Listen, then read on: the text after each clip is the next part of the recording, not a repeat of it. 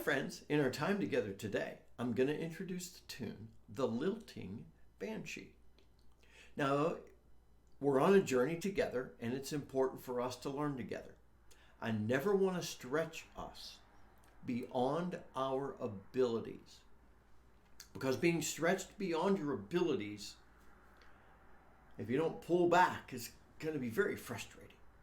But I know a jig's really fast, but I'm introducing this because a jig forces us to learn some musical patterns, and it forces us to work on some ornaments because you consistently have sequences of 2 and 3 of the same notes.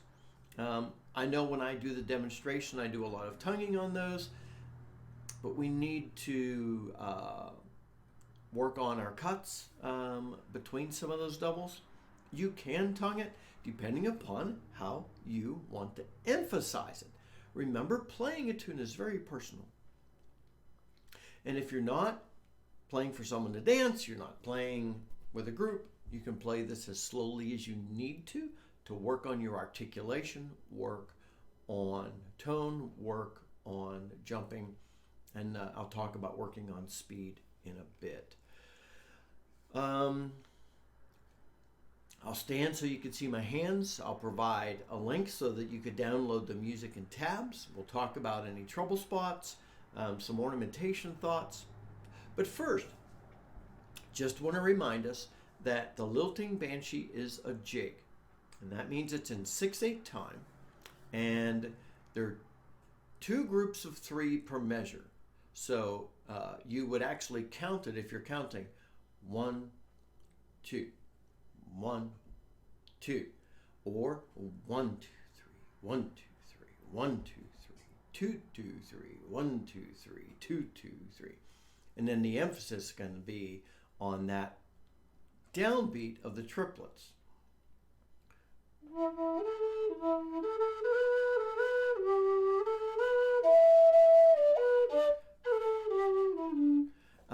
So you want to get that, and that's why I actually recommend we start playing it a little slowly. It's bouncy, it's dancey.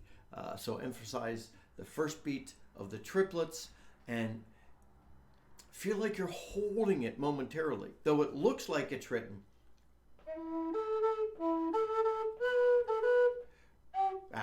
See, I can't even do that. It looks very straightforward, and I'm going to try and play it. When I play it for us, very straightforward, but it needs a good bouncy rhythm to it. So the Lilting Banshee, as most jigs, it's 2 parts. Each part's repeated. That is A, B, B. So you play through the first 8 measures, repeat them, then you go down to the second section, which is 8 measures, and you repeat that. That's pretty normal. So let me play through it for us. And remember, you can download the music in tabs. So I'll play through the first part.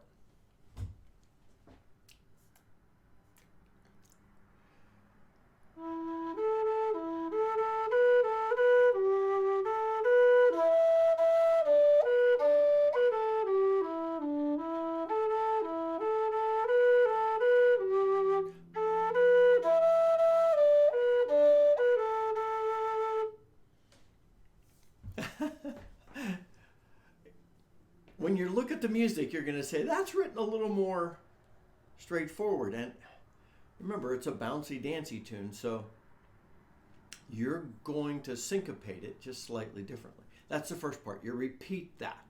Now I'll play the second part.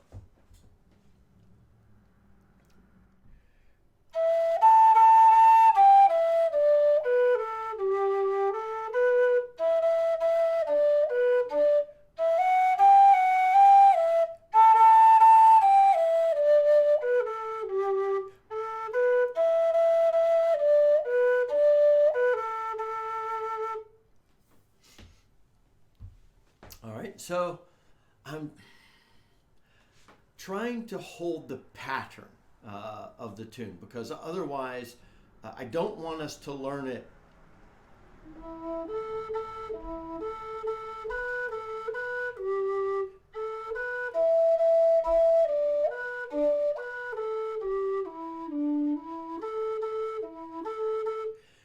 and that's good and that is correct, but it's not quite the same as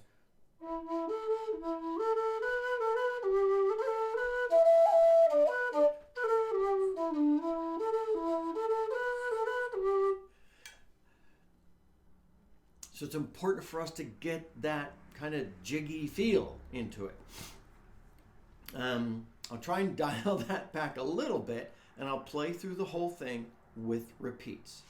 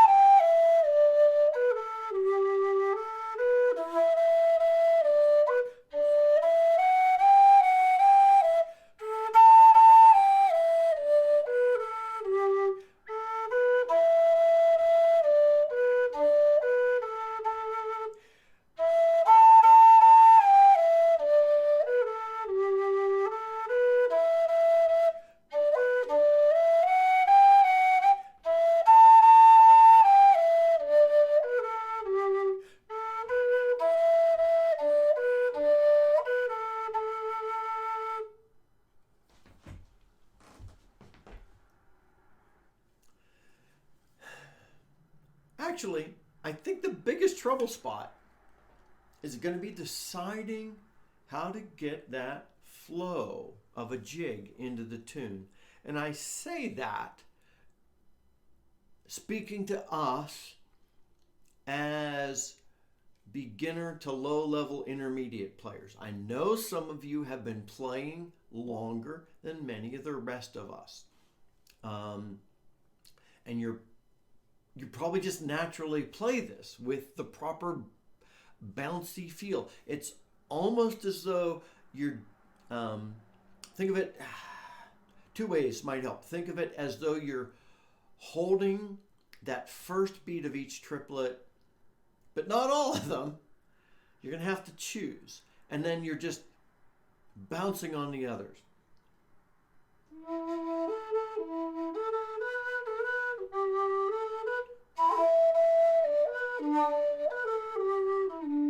Or you could do another way I've seen some people explain it is you force the first note, and then to make sure you're in time, you've got to catch up with the second and third.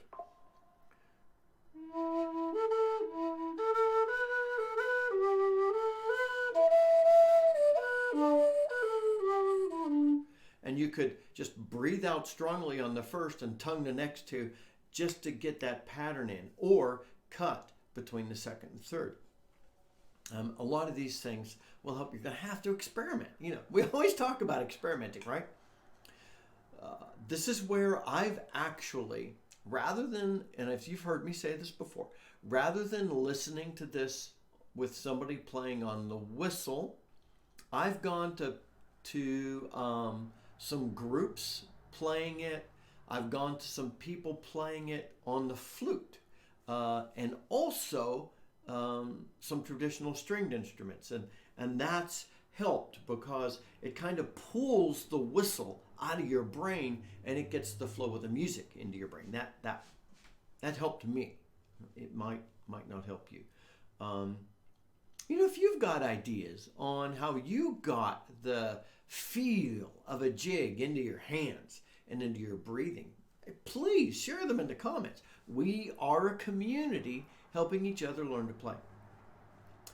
far as ornamentation goes, we've got a lot of doubles, double A, double E's, and feel free to practice the guts out of your cuts. That was funny.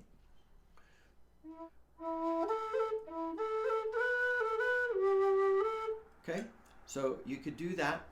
And also, since a dance tune is not always an exact syncopation, you're going to have to do a feel. Some of the sequences you want to hit.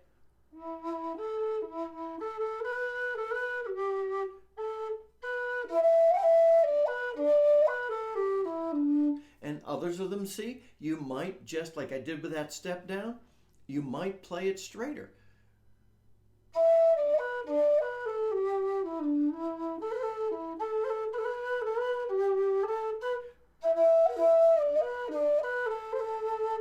So you could like close out some of the sections of the phrasing with something a little straighter. Just saying all this to give you ideas. It's a great tune. Now, as far as drills go, use this for some speed drills, but don't get frustrated. I've said this already, don't feel as though you have to hurry through this. Take your time.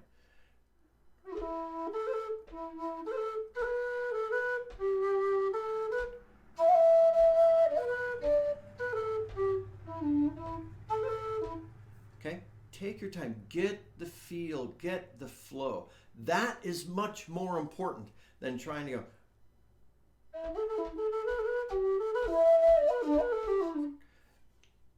Let that come, but get the accuracy first. Relax. Play the tune. Learn the transitions and the flow of the notes.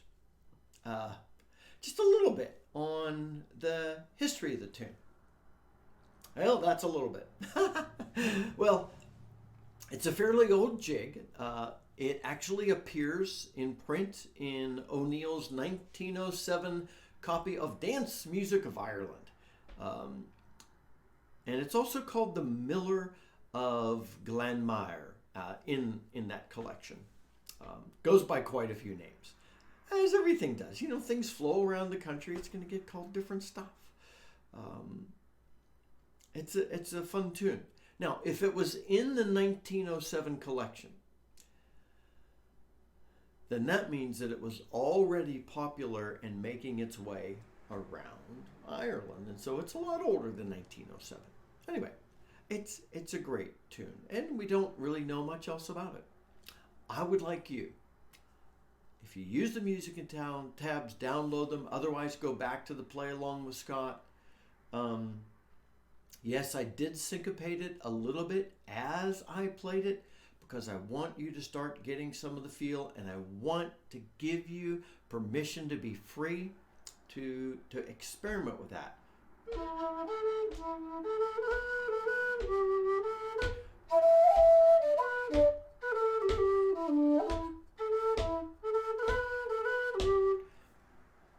Hit that. Just work on that. And it's more important to get the rhythm than the speed. I hope this helps. I don't know if I'm looking forward to playing for you in another video or not, because this is a challenge for me. This is a growth opportunity for us. Until next time, my friends, this is Scott Shade. Happy low D whistling. Enjoy this one. Don't frustrate yourself.